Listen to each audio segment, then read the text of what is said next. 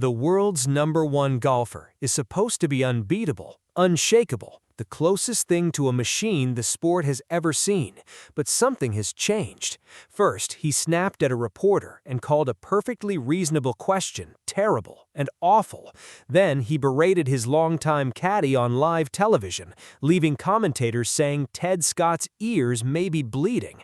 Now, at the PGA Championship, he's missing putts from inside 10 feet, taking over 3 hours to play 9 holes, and fans are asking the same question. Is Scottie Scheffler still the same player who dominated golf? For more coverage in golf, subscribe and hit the notification bell. The signs that something has changed with Scottie Scheffler began long before the PGA Championship at Arnhem. They started at the Masters, where Scheffler shot a 65 in the third round, putting himself in position to chase down Rory McIlroy on Sunday.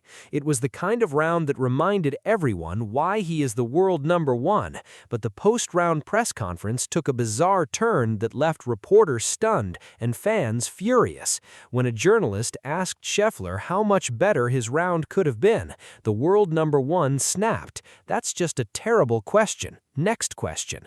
"Awful," he said. The room went silent. The backlash was immediate. Golf fans flooded social media with criticism. "Perfectly fine question. Enough of this guy," one fan wrote. Another said, "I hope the next question was, why are you such an A?" A third observed, "The thing is, golfers have been coddled, entitled babies most of their lives. Heaven forbid someone insinuate as good as his round was, it should have been lower."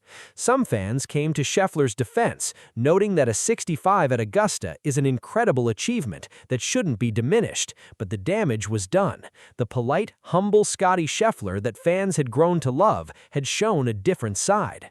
Later in the same interview, Scheffler seemed to realize his mistake. When asked another question he clearly didn't like, he responded, "I already ripped on one question that wasn't that bad, so I'm not going to rip on another one." It was an admission that he had overreacted, but for many fans, the moment confirmed what they had been suspecting. The pressure of being world #1, the weight of expectations, the frustration of not winning as much as he had the previous season, all of it was getting to Scottie Scheffler. The reporter clash was not an isolated incident. Just weeks later at the Miami Championship, Scheffler's frustration boiled over again. This time, the target was not a reporter. It was the one person who has been by his side through every victory, Ted Scott.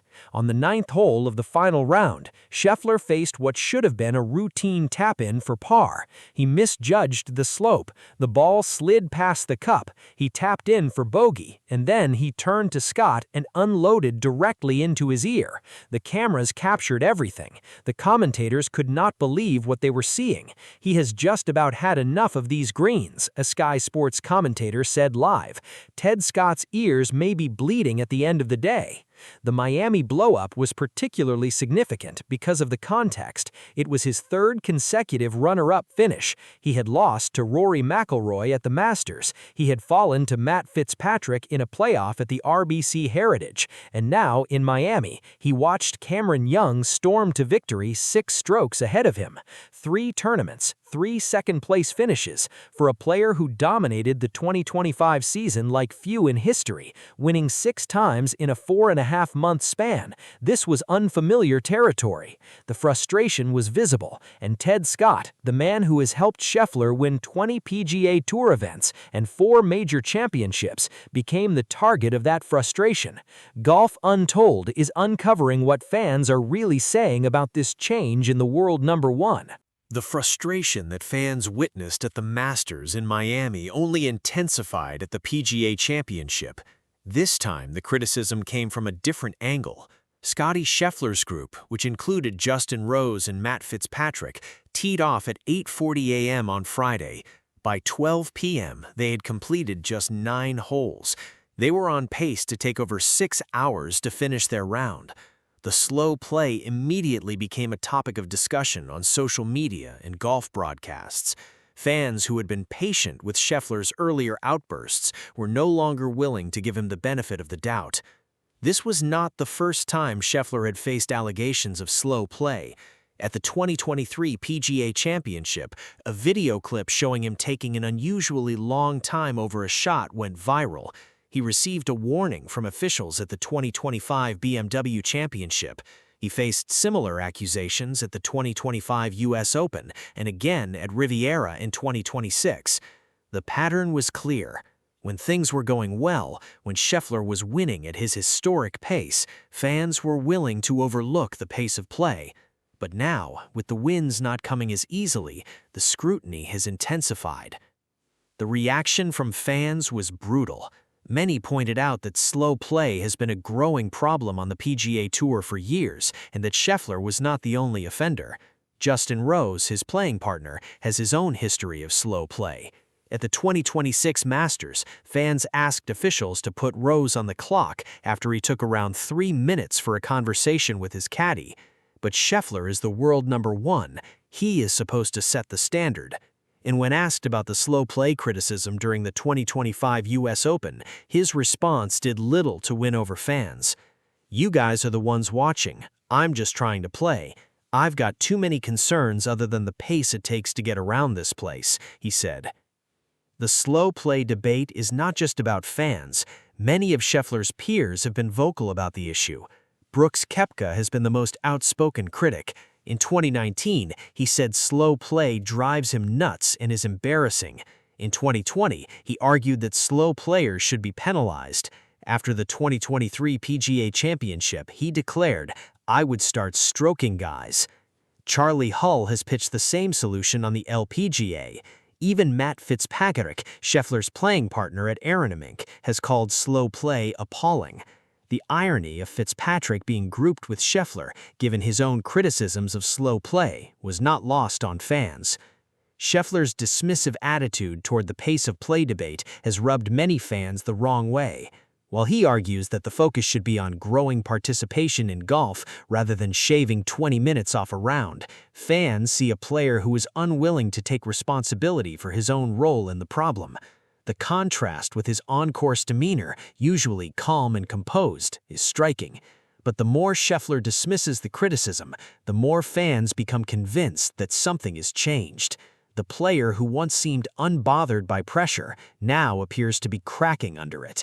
And the slow play controversy has become another piece of evidence in the growing case that Scottie Scheffler is not the same player he used to be.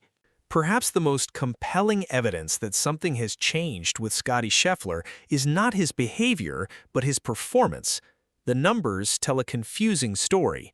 On one hand, Scheffler still leads the PGA Tour in strokes gained total at plus 2.056 per round.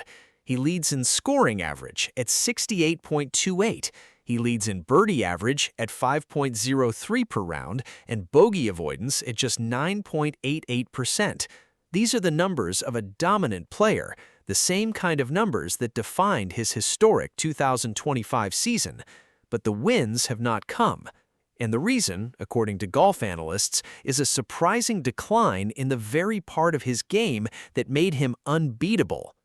Scottie Scheffler's iron play has always been his superpower.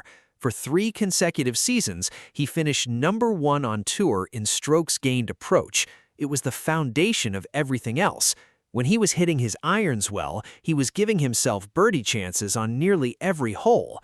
When he was hitting his irons well, the rest of his game could afford to be merely average. But in 2026, that superpower has abandoned him. He is currently ranked 42nd on tour in strokes gained approach. The drop from 1st to 42nd is staggering. It is the single biggest statistical change in his game, and it explains why he has gone from winning 6 times in 4 months to finishing runner-up 3 times in a row. The PGA Tour's own analysis of Scheffler's season described it as weird. He won his first start at the American Express by 4 strokes, looking every bit the dominant player from 2025. Then things got difficult. He struggled in first rounds. He attempted numerous comebacks that fell short.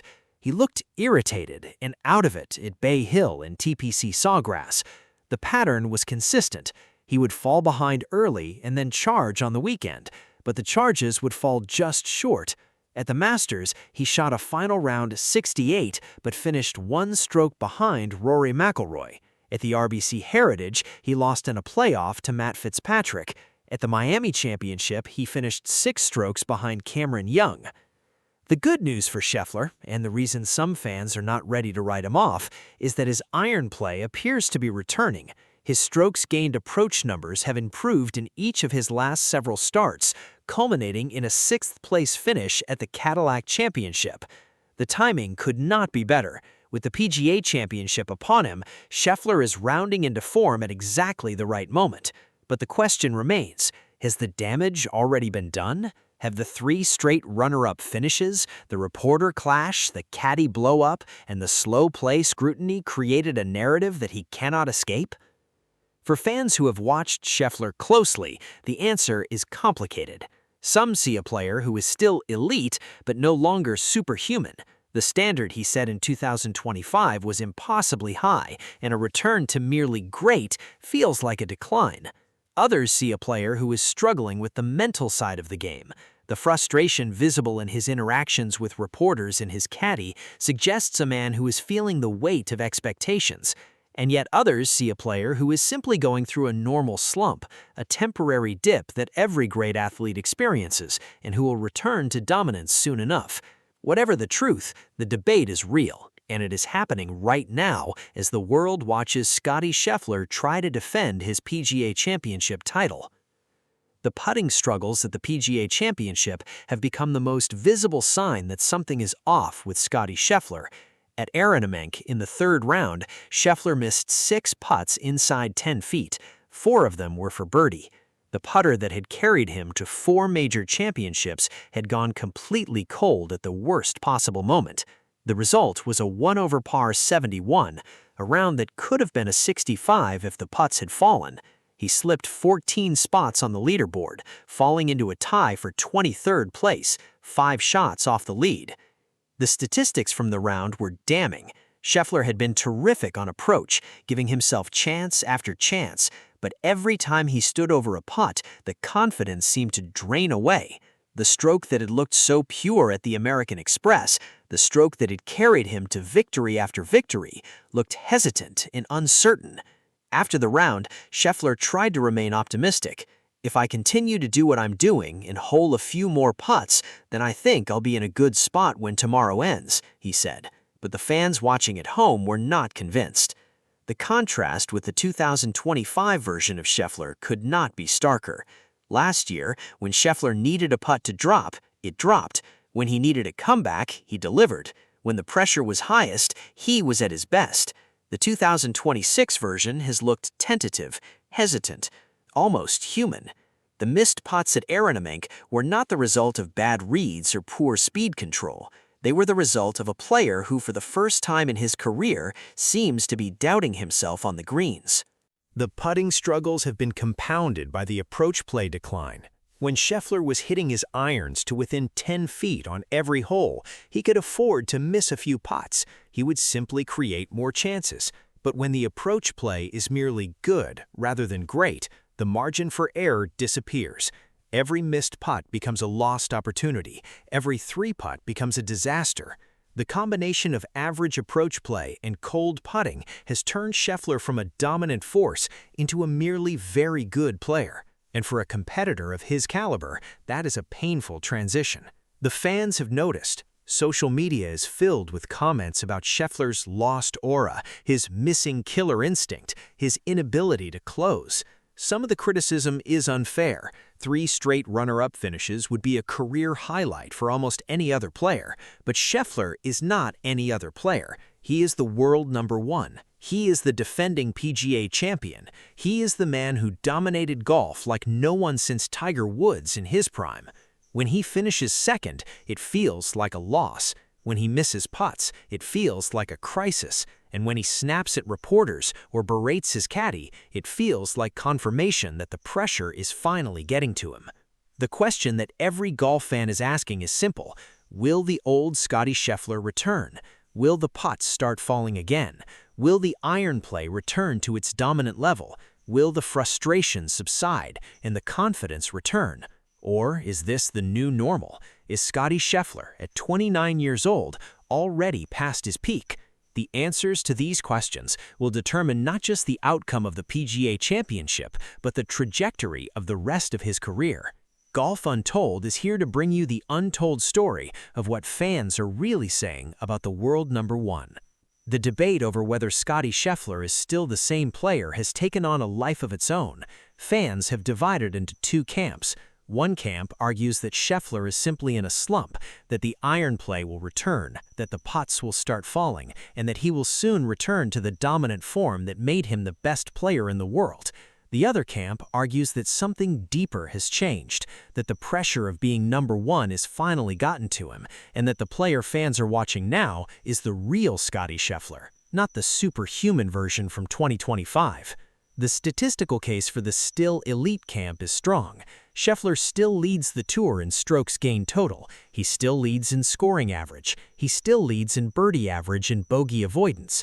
By almost any measure, he is having a better season than 99% of players on the planet. The difference is that the bar he set in 2025 was impossibly high. Winning 6 times in 4 months is not sustainable. Even Tiger Woods could not maintain that pace. What fans are seeing now is not a decline, it is a regression to the mean. And the mean for Scottie Scheffler is still better than almost everyone else.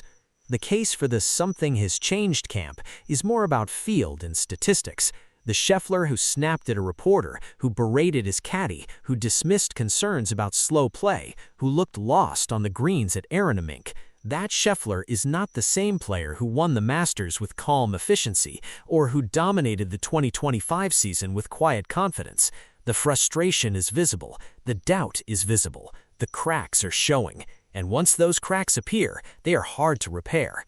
The truth, as is often the case, lies somewhere in between. Scottie Scheffler is still an elite golfer. He is still capable of winning majors. He is still the world number one, but he is also human. He feels the pressure. He gets frustrated. He says things he regrets. He misses putts he should make.